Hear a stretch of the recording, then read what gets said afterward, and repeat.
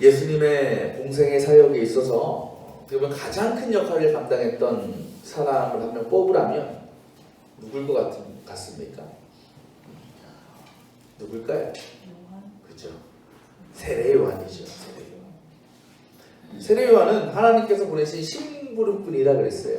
그래서 예수님께서 사역을 시작하시기에 앞서서 사람들에게 하늘 나라가 가까이 왔고 또 메시아 시대가 이제 도래할 것이다 라는 것을 미리 알려줬습니다. 그의 선포에 수많은 사람들이 회개하고 세례를 받을 정도로 큰 능력과 권능을 지녔습니다. 그 세례 요한의 능력이 얼마나 대단했던지 그것을 목격한 사람들이 세례 요한을 뭐라고 불렀을까요?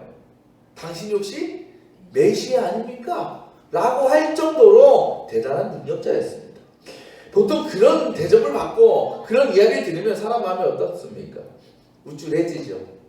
또 어깨에 힘이 들어갑니다. 자리가 사람 맞는다고 뭔가 좀 과시하고 싶은 마음이 인간적인 마음으로 들어요. 하지만 이 세례 요한은 전혀 그렇지 않았어요. 사람들이 자신을 메시아구나 라고 이야기할 때 절대 아니라고 부인하면서 또 뭐라고 하느냐, 나는 앞으로 오실 그분의 신발끈조차 풀어드릴 자격도 없다라는 거예요. 이게 무슨 의미일까요? 당시 신발끈은 누가 풀어주고 누가 묶어주겠습니까? 종이겠죠. 주인의 노예예요. 그러니까 이 사람은, 세례 요한은, 나는 그것도 못해. 그 뭐야? 나는 종만도 못한 사람이야. 하나님의 노예만도 못한 사람입니다라고 이야기할 정도로 굉장히 뭐야? 겸손했다라는 거예요. 그렇게 보면 이 세례 요한은 정말 완벽한 사람이에요. 완벽한 믿음을 소유한 사람입니다. 그래서 예수님께서도 이 세례 요한을 보시면서 뭐라고 칭찬하셨어요? 여자가 낳은 사람 가운데 그보다 큰 인물이 없다. 엄청난 칭찬 아닙니까? 그런데 그랬던 세례 요한도 그의 삶을 보면 굉장히 큰 고난과 핍박을 받았습니다. 특히 억울하게 옥에도 갇혔어요. 무슨 일이 있었냐면 세례 요한이 살던 그 갈릴리라는 곳은 헤롯 안티파스라는 왕이 다스리는 시대였습니다. 근데 이 안티파스 왕이 하루는 자기 동생의 집에 찾아갔어요. 동생의 집에 갔는데 그 동생의 아내를 처음 본 거예요. 그 동생의 아내 이름이 헤로디아라는 여인입니다. 근데 그 여인을 보고 어떻게 했어요? 뿅 갔죠. 한눈에 반한 거예요. 그래서 저지르지 말아야 될 짓을 저질러 버려요. 근데 그 다음에 또 어떻게 하느냐? 집에 돌아와서 본처와는 이혼합니다. 그리고 헤로디아를 자기 집으로 불러서 아내로 삼아요. 막장 드라마도 이런 막장이 없죠? 그죠? 이런 거 큰 드라마로 나오면 참 재밌을 것 같아요. 그죠? 근데 누구도 뭐라 못해요. 왜? 왕이니까. 근데 누가 나서? 세례 요한이 나왔어요. 세례 요한이 헤롯 안티파스 왕 앞에서 면전에서 대놓고 책망합니다. 어떻게 당신 그런 짓을 할 수가 있냐, 왕으로서. 하나님이 두렵지도 않느냐. 여러분, 아무리 세례 요한이 당시에 큰 능력과 권위를 가지고 사람들에게 인정과 존경을 받았다고 해도요, 그래봤자 시민이에요. 한 시민일 뿐이에요. 어디 시민이 군주 앞에서 그 군주를 책망해? 이건 있을 수 없는 일이에요. 결국 그래서 어떻게 돼? 세례 요한이 감옥에 갇히는 거예요. 그 일들 때문에. 정말 세례 요한의 모습 보면요, 정의, 복음을 위해서라면 막 목숨을 내놓고 싸운 사람이에요. 그죠? 그런데 우리가 그런 생각을 가지고 오늘 말씀을 보잖아요. 그런 세례 요한이 이해가 되지 않습니다. 되게 이상해요. 심지어 신앙적으로 굉장히 허점도 발견되고 있어요. 지금 세례 요한이 있는 상황이 어떤 상황일까요? 옥에 갇힌 상황이에요. 옥중입니다. 또 억울하게 옥살이를 하고 있어요. 근데 오늘 말씀 보면 세례 요한이 자기 제자들이 면회를 왔어요. 그래서 면회를 와서 이런저런 얘기 나누다가 그 제자들에게 뭐라고 얘기하냐면, 너네 지금 당장 예수님한테 찾아가가지고 내가 말하는 얘기를 그대로 전해줘라. 이렇게 얘기를 해요. 근데 세례 요한의 그 말은 질문입니다. 어떤 질문이에요? 3절에 뭐라고 전하라 그래요? 오실 그분이 당신입니까? 그렇지 않으면 우리가 다른 분을 기다려야 합니까? 세례 요한의 말이 이상해요, 안 이상해요? 세례 요한 답습니까, 안 답습니까? 안 답죠. 세례 요한이 어떤 사람이에요? 예수님이 공생애를 시작하시기 전부터 사람들에게 예수님에 대해서 가르치고 선포한 사람이에요. 또 예수님께 직접 세례까지 줬어요. 또 그때 세례를 받을 때 어떤 현상이 일어나? 하늘이 열리고 성령이 비둘기같이 내려오는 그 환상까지 직접 체험한 사람이에요. 또 예수님께서 행하신 수많은 기적과 이적들을 옆에서 지켜본 사람이 바로 세례 요한입니다. 곧 이 세상 누구보다 예수님이 하나님의 아들이고 메시아라는 것을 가장 잘 알고 가장 잘 믿던 사람이 누구냐? 세례 요한이었다라는 거예요. 근데 지금 세례 요한이 뭐라고 예수님께 질문한다고요? 당신이 진짜 메시아예요? 너 진짜 맞냐? 가짜 아니냐? 우리가 진짜 메시아를 또 기다려야 되는 거 아니냐? 이렇게 질문하고 있는 거예요. 이 말은 뭡니까? 한마디로 얘기하면 예수를 뭐하고 있는 거예요? 의심하는 거죠. 의심하는 거. 왜 세례 요한은 그렇게 복음에 대해서 또 정에 대해서 목숨을 걸고 투쟁했던 이 세례 요한이 왜 지금은 예수 당신 진짜 메시아요? 이렇게 의심하고 있느냐는 거예요. 세례 요한도 유대인이죠.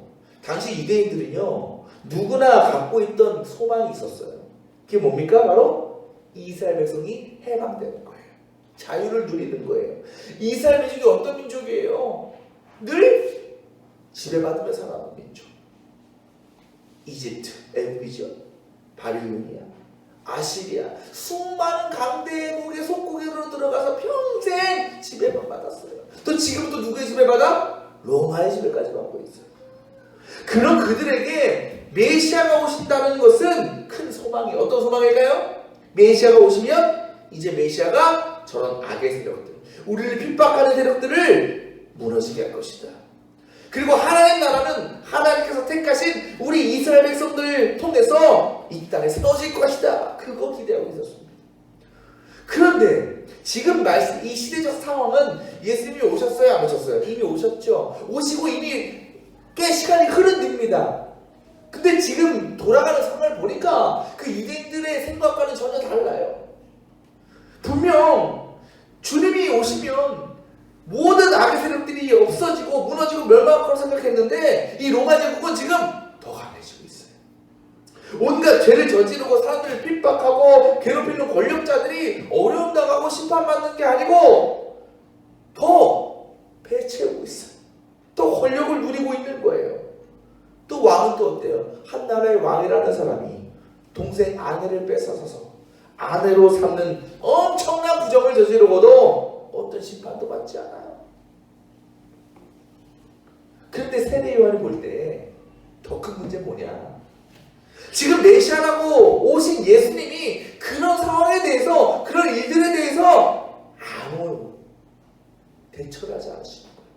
그냥 잠자코 보고만 계시는 거예요. 예수님이 하시는 일은 뭐예요? 이곳저곳 다니면서 사람들 고쳐주고 말씀이나 전하고 그런 일을 하고 있는 거예요.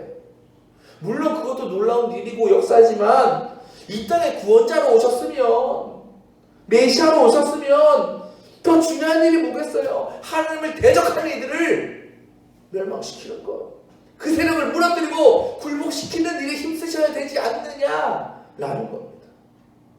또 세례와 지금 억울하게 옥에도 갇혀 있잖아요. 그런 자신을 해방시켜 주시지도 않고 예수님이 저 불의한 정치가들, 권력자들을 그대로 두고 있다는 것이 이해가 안 되는 거예요. 그런데 솔직히 이러한 세례 요한의 예수님에 대한 의심은요, 우리도 갖고 있어요. 그렇죠? 이 세상의 한번 모습을 보세요. 정말 나쁜 놈들 얼마나 많습니까? 정말 악한 사람도 얼마나 많아요. 자신들의 이익과 유익을 위해서 온갖 부정과 부패를 저지르는 사람들, 또 그로 인해서 많은 이들에게 피해와 아픔을 주는 사람들 많이 있습니다. 그런데 우리를 더 화나게 하는 건 뭡니까? 좀 죄송합니다. 그런 놈들이 더 잘 먹고 잘 사는 거예요. 그건 절대 못 봐줘. 오히려 정직하고 선하게 사는 우리 같은 사람들이 더 어려움을 당한다라는 거예요. 그런 모습 볼 때마다 어떤 마음 들어요? 야, 세상 불공평하네. 그렇죠? 그럼 세상 사람들 그렇게 생각하겠죠. 아유, 저 인간 귀신은 뭐하나 안 잡아갖고. 우리 믿는 사람들도 어떻게 생각해요? 그런 생각해요. 비싼 생각. 귀신은 아니지만 하나님 왜 저렇게 나쁜 사람들 내버려 두십니까? 확 심판하셔서 없애버리시지. 그런 마음을 듣게 된다는 거예요. 요즘 보면 국회에서 청문회 같은 거 많이 하죠. 청문회. 뭐 새로운 장관이 세워지거나 뭐 그런 데서 청문회 해요. 그래서 청문회 하면 그 당사자의 어떤 과거사들, 어떤 잘못들을 이렇게 조사해가지고 그에 대해 해명하라고 막 얘기를 해요. 그래서 이제 대부분 뭐라 그럽니까? 아우, 내가 한 일이 아닌 것 같습니다. 잘 모릅니다. 시간이 지나서 기억이 안 납니다. 그러죠. 근데 우리가 어떤 누군가를 세우는 자리에 청문회도 하지만 어떤 나라에서 큰 문제가 생겼을 때, 어떤 큰 그 논란이 있을 때 그 논란을 불러일으킨 당사자들을 불러 세운 청문회도 있습니다. 우리가 3년 전에 크게 겪었죠? 그 국정농단 청문회. 정말 안 보신 분 없을 거예요. 아직도 기억이 생생합니다. 근데 정말 저도 그 청문회 보면서 여러분도 마찬가지겠죠. 얼마나 속이 답답하고 터지는지 몰랐어요. 정말 그 자리에 있는 모든 당사자나 증인들이 가장 많이 하는 말이 뭐예요? 모릅니다. 기억이 안 납니다. 그죠? 다 똑똑한 사람들인데, 그죠? 어쩜 그렇게 기억력이 떨어지는지 모르겠어요. 근데 대부분 그렇게 사람들이 자신의 혐의를 부인하고 덮어내려고 하는 거죠. 온갖 거짓말 모르쇠로 일관합니다. 근데 그때 여러분 기억하실지 모르겠어요. 그때 한 청문회의 질의자 가운데 한 국회의원이 그 사람의 태도에 대해서 굉장히 분노하면서 이렇게 얘기했어요. 하도 모른다고 하니까, 하도 부인하니까 뭐라고 얘기했냐? 당신은 나중에 천국 가기 힘들 것 같습니다. 이렇게 얘기했어요. 기억나십니까? 그런 얘기했어요. 안모 국회의원이 그렇게 얘기했습니다. 김모 누구 모시기에게 그렇게 얘기했어요. 당신 천국 가기 힘들 것 같아요. 이 말을 다르게 표현하면 뭐가 될까요? 너 지옥에나 떨어져라. 달리 좀 유하게 표현한 거예요. 다시 얘기하면 심판과 저주를 퍼붓고 있는 거예요. 그 사람에게. 근데 그 국회의원의 발언에 사람들이 어떻게 반응했을까요? 대부분 이렇게 댓글들이 달려요. 이야, 속 시원하다. 사이다다. 말 한 번 잘했다. 어떤 사람들이 이렇게 답니다. 천국 가도 좋으니까 지금 죽어라. 지금 없어졌으면 좋겠다라는 거예요. 천국 가도 지옥 가도 상관없으니까 아예 지금 그냥 죽어 그냥. 근데 세례 요한이 그런 생각을 갖고 있었다는 거예요. 메시아는 어땠는데? 메시아 하나님을 부인하는 사람들, 하나님의 백성을 괴롭히는 사람들을 심판하셔야 돼요. 멸망시켜야 돼요. 그게 메시아 역할일 뿐만 아니라 또 그렇게 하면 하나님의 능력을 완전히 적나라하게 보여줄 수 있는 좋은 기회이기도 합니다. 세례요한은 그걸 원하고 있는 거예요. 이스라엘 백성도 그걸 원하고 있는 것입니다. 곧 세례요한의 지금 질문, 당신이 진짜 메시아랍니까? 이런 질문은 예수에 대한 의심도 있지만 더불어 메시아로서 악한 자들을 심판하심으로 그 능력을 좀 보여주십시오라는 간절한 요청이기도 한다는 겁니다.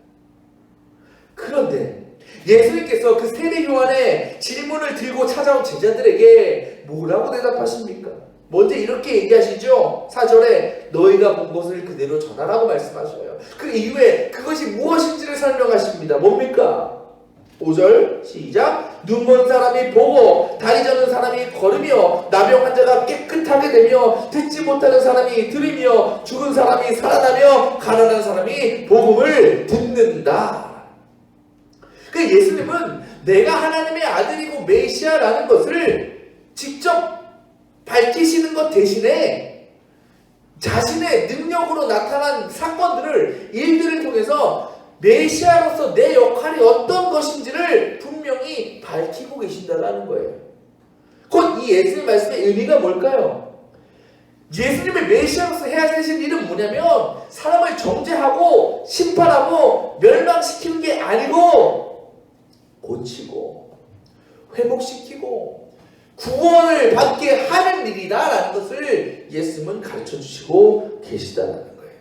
그래요. 예수님은요, 정치적으로 불의한 세력을 힘으로 몰아내는 그런 정치적인 메시아가 아니에요. 예수님은요, 자기 백성을 죄에서 구원하시는 사랑의 메시아입니다. 분명히 말씀하시죠. 나는 세상을 심판하러 온 것이 아니야. 뭐하러 와? 구원하러 왔다.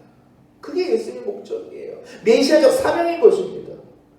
그리고 그 예수님에게는 모든 사람이 사랑의 대상이라는 거예요.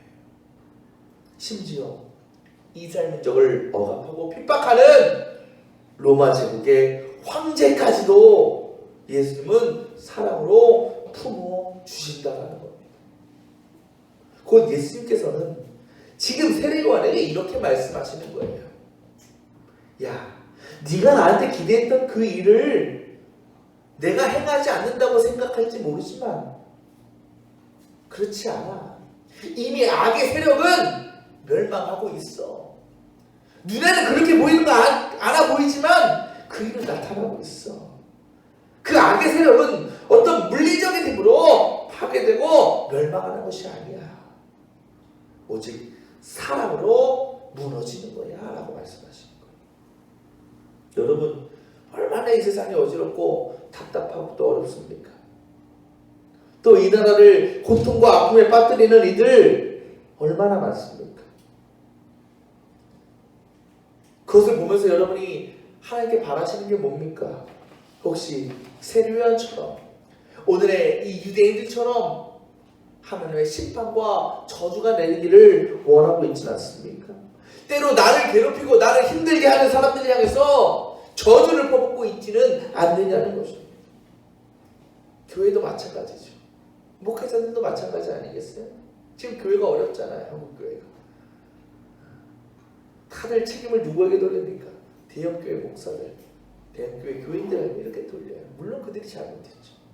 그래서 뭐라고 얘기해요? 저 교회 망해야 돼. 저 목사 망해야 돼. 여러분, 정말 그렇게 되면요, 정말 그런 일이 벌어진다고 하면 저 여러분이 이 자리에 이미 없습니다. 왜? 우리가 하나님 모르고 지냈을 때, 하나님 믿지 못했을 때 얼마나 많은 죄를 짓고 살았어요. 뿐만 아니라 지금도 그 죄에서 벗어나지 못해서 하나님의 마음을 아프게 하고 또 나도 모르지만 내 행동과 내 말들로 인해서 다른 사람들에게 상처를 줄 때가 많이 있습니다. 그런 우리의 모습이라면, 정말 그렇다면, 우리의 생각대로라면 우리는 수십 번 수백 번 심판받고 죽었어야 되는 거예요. 하지만 주님은 그것을 원하지 않으신다는 거죠. 주님은요, 죄인을 심판하시고 멸망시키는 것이 아니라 그 죄인을 변화시켜서 회복시켜서 나의 자녀로, 하나님의 백성으로 삼아주시기를 원하시고 계신다는 겁니다. 그 일이 무엇으로 가능하냐? 바로 사랑이에요. 무조건적인 사랑. 사랑하면 용서할 수 있고요, 사랑하면 참을 수 있는 겁니다. 또 그 사랑을 통해 죄인이 회개하고 변화되고 거듭나는 역사가 나타날 수 있다는 거예요. 저와 여러분이 그 사랑을 먼저 경험한 사람들 아닙니까? 그 사랑 때문에 우리가 예수님 믿고 변화된 거 아니에요? 우리도 변화됐는데 변화되지 못한 사람이 누가 있습니까? 사도 바울이 뭐라고 고백해요? 나는 죄인 중에 괴수다, 괴입니다. 여기 사도 바울보다 선하다, 나가 사도보다 낫다는 사람 있어요? 없잖아요. 우리가 다 그런 존재였다라는 거예요. 주님은요, 지금도 주님을 믿지 않는 사람들, 그리고 믿는다고 하면서 온갖 세상 죄와 악에 빠져서 주님과 다른 이들에게 아픔과 고통을 주는 사람들을 사랑으로 품고 변화시키시기를 원하십니다. 그런데 그 일을 누구를 통해서? 바로 저와 여러분을 통해서 이루어 가신다라는 겁니다. 그것은 오직 내가 경험한 하나님의 놀라운 사랑을 다른 이들에게 전하는 것으로 열매를 맺을 수 있는 것입니다. 아무리 악하고 아무리 나쁜 사람일지라도 함부로 그들을 비난하거나 저주하기보다는, 그들이 심판받고 세상에서 사라지기를 원하기보다는 더 늦기 전에 저들이 죄에서 돌아오기를 바라면서, 회개하기를 원하면서, 변화되기를 원하면서 그 일 위해 주님 앞에 기도하고 또 품어줄 수 있는 저와 여러분이 되었으면 좋겠습니다. 여러분, 하늘 보좌를 다 내려놓고 인간의 몸으로 낮고 천하니 이 땅에 오신 주님은 우리의 심판자가 아니라 우리의 구원자로 오셨어요. 구원하시러 오셨어요. 사랑하시러 오신 거예요. 죄인들을 죽이고 그들을 멸망시키시기 위해 오신 것이 아니라 그들을 회복시키시고 구원하시기 위해 오셨다는 거예요. 우리 주위에 아직까지도 그 주님의 뜻을 깨닫지 못해서 세상 죄악 가운데 빠져 죽어가는 영혼들이 많이 있습니다. 여러분, 그들을 사랑으로 품고 기도해 줄 수 있는 저와 여러분 되시면 너무나 좋겠어요. 베드로 사도가 얘기합니다. 뜨겁게 사랑하십시오. 사랑은 허다한 죄를 덮어줍니다. 우리 모든 성도들이 다시 오실 그 주님을 만날 때까지 주님과 우리 이웃들을 어떻게 사랑해? 뜨겁게 사랑하면서 그 사랑으로 이 세상에 변화되고 회복되기를 소망하면서 그렇게 주님의 오심을 기다리는 이 감인절 되시기를 축원합니다. 기도하겠습니다.